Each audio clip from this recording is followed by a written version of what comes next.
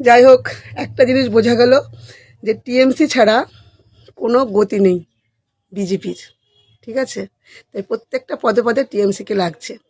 এতদিন জানতাম যে শ্রমিক ভট্টাচার্য একজন হচ্ছে মন্ত্রী, কিন্তু এখন জানছি উনি শুধু মন্ত্রী নন, উনি হচ্ছেন একজন ভালো জ্যোতিষী। ঠিক আছে, বিজেপি জেতার পরে উনি বলেছিলেন যে তৃণমূলের যারা যারা ভালো তৃণমূল তারা যেন বিজেপিতে জয়েন করে। অলরেডি হুড় মুড়িয়ে তৃণমূল থেকে সব ভালো তৃণমূলরা বিজেপিতে জয়েন করে নিয়েছে। এখন উনি নিজের হাতে 3জনকে বিজেপিতে জয়েন করে নিয়েছেন। শুধু তাই না, তাদেরকে একটা ভালো পদও দেবেন। ঠিক আছে, এর আগে যারা ঢুকেছে তারাও কিন্তু একটা ভালো পদ পেয়েছে। বলছি শ্রমিক কাকু, সবই যদি ভালো তৃণমূল আপনার কাছে, তাহলে ভোট হওয়ার দরকারটা কি ছিল? আর পাল্টানোরই বা কী দরকার ছিল? তাই না? সবাই তো ভালো তৃণমূল।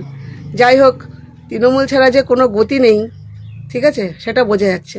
কারণ তৃণমূলে যারা আছে বেশিরভাগই সব শিক্ষিত। শিক্ষিত মানুষদের দরকার, একটা পার্টি চালাতে গেলে শিক্ষিত মানুষদের দরকার। কিন্তু বিজেপিতে সেই শিক্ষিত মানুষগুলো নেই, সব মাথা মোটা মানুষগুলো রয়েছে, মারবো ধরবো কাটবো এরকম টাইপের মানুষ। ঠিক আছে, যাই হোক, অন্ধভক্তদের একটা কথা বলতে চাই।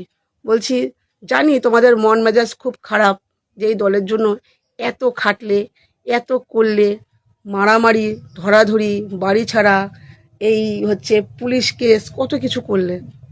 কিন্তু দেখো, তোমাদের কথা তোমাদের নেতামন্ত্রীরা একটুকু ভাবলো না, একটুকু তোমাদের কষ্ট বুঝলো না যে তোমরা এত কষ্ট করেছো এই চোর তাড়ানোর জন্য, তৃণমূলের এই চোরগুলোকে তাড়ানোর জন্য, যেটা তোমাদের বিজেপিরা বলছে ভালো তৃণমূল।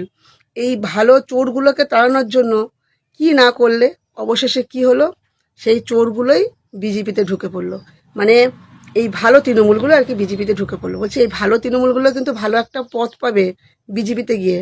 তাদেরকেও কিন্তু তোমাদের কিন্তু নেতা মানতে হবে। যাদেরকে তোমরা এককালে গালাগালি করেছো, হ্যাঁ, তারাই কিন্তু এখন কিন্তু তোমাদের নেতা, এটা কিন্তু মানতে হবে।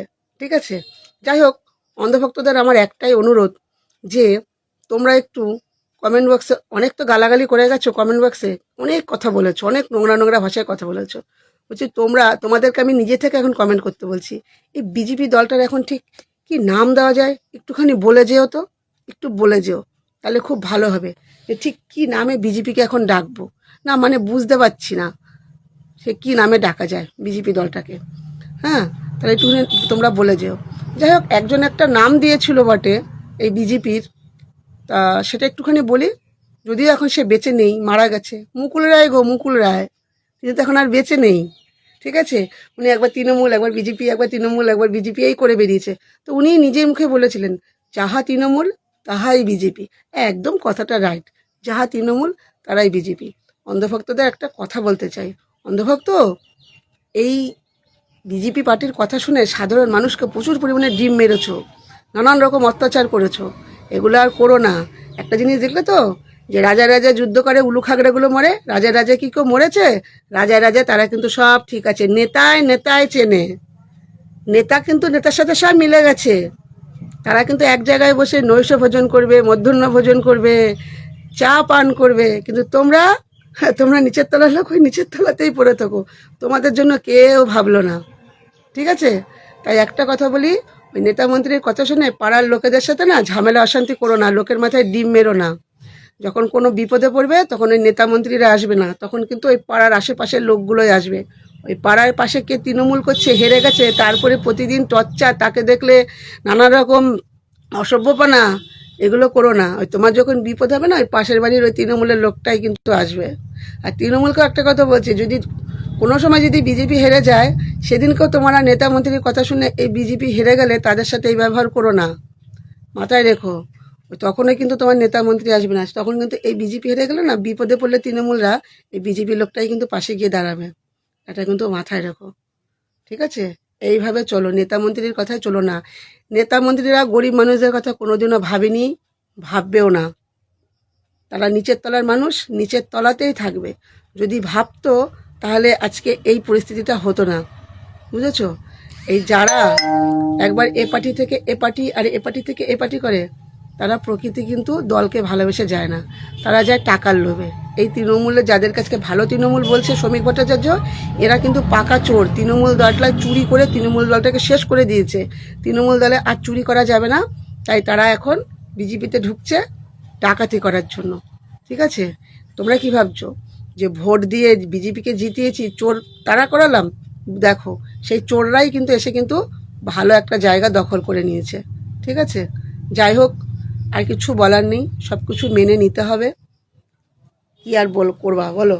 যাই হোক, এই হচ্ছে ব্যাপার। যাই হোক, তোমাদের এখন বর্তমানে কি নাম দেওয়া যায় এই বিজেপি দলটার, একটু কমেন্ট বক্সে এসে জানিয়ে যাবে। রাজায় রাজায় যুদ্ধ করে উলুখাগড়াগুলো মরে। ঠিক আছে, আর একটা কথা, আমের দুধে মিশে যায়, আটি গড়াগড়ি খায়। বুঝতে পারলে তো? তোমরা এখন আটি হয়ে গেছো, আটির মতন গড়াগড়ি খাচ্ছ। খাও, গড়াগড়ি খাও। আর মানুষের কমেন্ট বক্সে গিয়ে আর খিস্তি গালাগালি আর করো না, কারণ সারা পশ্চিমবঙ্গের মানুষ দেখতে পেয়েছে যে কি কি হচ্ছে। এই অন্ধভক্তদেরকে বলছি, আর অন্তত মানুষকে গালাগালি করো না। বর্তমানে পশ্চিমবঙ্গের সবথেকে বড় জাদুকর अभी हमारा टीएमसी के लिए दरवाजा बंद है। भारतीय जनता पार्टी का तृणमूलाइजेशन नहीं हो सकता है।